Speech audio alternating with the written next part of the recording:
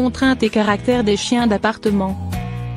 Pour évaluer le caractère des chiens et pour savoir si telle ou telle race répond à ce que vous attendez d'elle, il est possible de se baser sur 13 grands traits comportementaux canins.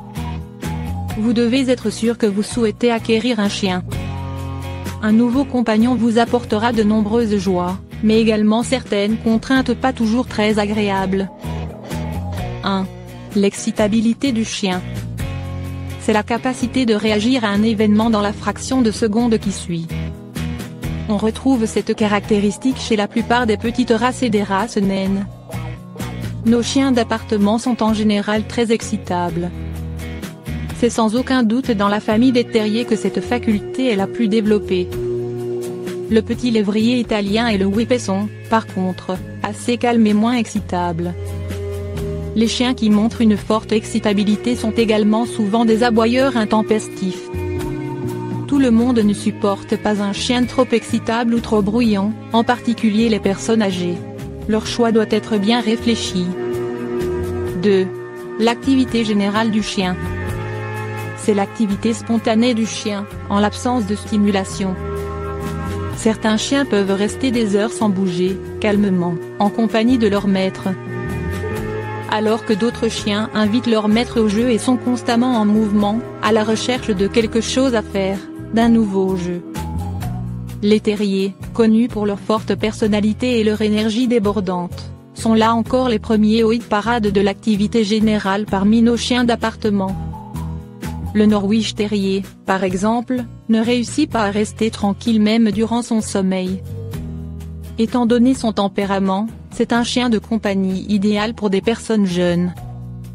3. La tolérance du chien à l'égard des enfants. Les enfants ne sont pas toujours très doux avec les animaux de la famille. Ils ont tendance à leur tirer les oreilles ou la queue, et à leur jouer des tours. Tous les chiens n'acceptent pas ces tiraillements sans broncher. Ils peuvent réagir plus ou moins violemment. Dans le meilleur des cas, ils s'éloignent sans réagir, mais parfois, ils peuvent pincer ou mordre les enfants qui les dérangent. Parmi les chiens les moins tolérants, on retrouve encore une fois les terriers, et en particulier les Yorkshire Terriers, et les Scottish Terriers. Les caniches ne sont pas les champions de la tolérance, et il est déconseillé de les laisser seuls avec des enfants turbulents. On a également remarqué que, quelle que soit la race, les femelles supportent au mieux les enfants que les mâles. 4. Les aboiements intempestifs. On peut rechercher un chien d'appartement qui sera également un bon chien de garde, ou tout au moins, un bon chien avertisseur. Dans ce cas, il faut choisir une race qui va aboyer dès qu'elle va entendre, voir ou sentir quelque chose d'inhabituel. Dans d'autres situations, les aboiements intempestifs d'un chien peuvent gêner ses propriétaires, mais également les voisins. Dans ce cas, choisissez, bien entendu, une race plus silencieuse. Parmi les aboyeurs, on retiendra, encore une fois, nos terriers, les pinchers, les schnauzer, les spits. Les lévriers sont sans doute les plus silencieux. 5.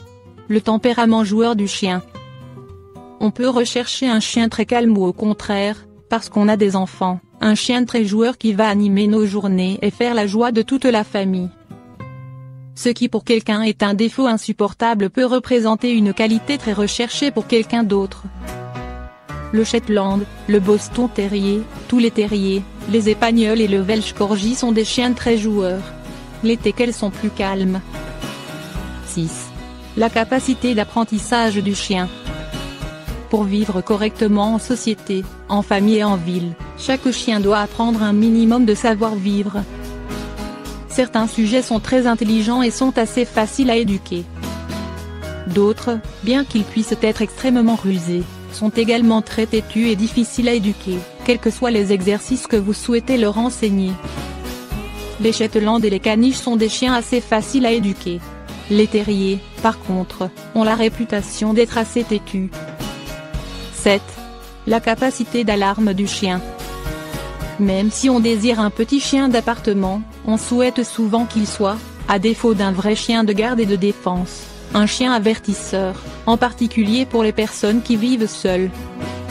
Les terriers et les schnauzer sont de très bons avertisseurs. Au moindre bruit anormal, ils bondissent et aboient, au point que parfois cela devient gênant pour le voisinage. 8. L'agressivité envers les autres chiens. Vous êtes peut-être déjà propriétaire d'autres chiens ou chats, ou vous avez l'habitude de vous promener dans un parc, ou encore vous croisez de nombreux autres chiens. Votre choix doit tenir compte du comportement de votre nouveau compagnon envers les autres animaux. La plupart de nos chiens d'appartement s'entendent en général bien avec leurs congénères et avec les autres animaux de la famille. Les terriers doivent par contre être surveillés de près lorsqu'on leur présente un nouvel arrivant. 9. La dominance du chien sur le maître.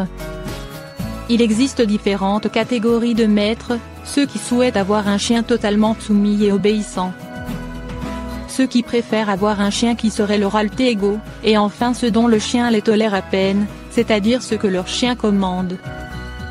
Certaines races ont plus de personnalité et de caractère que d'autres et, bien entendu, dans une même race, on trouve des individus plus ou moins soumis. Le Shih Tzu se considère comme un compagnon et exige d'être traité sur un pied d'égalité avec son entourage. Il est maître de la situation et c'est pourquoi il se tient souvent dans les coins surélevés de la maison.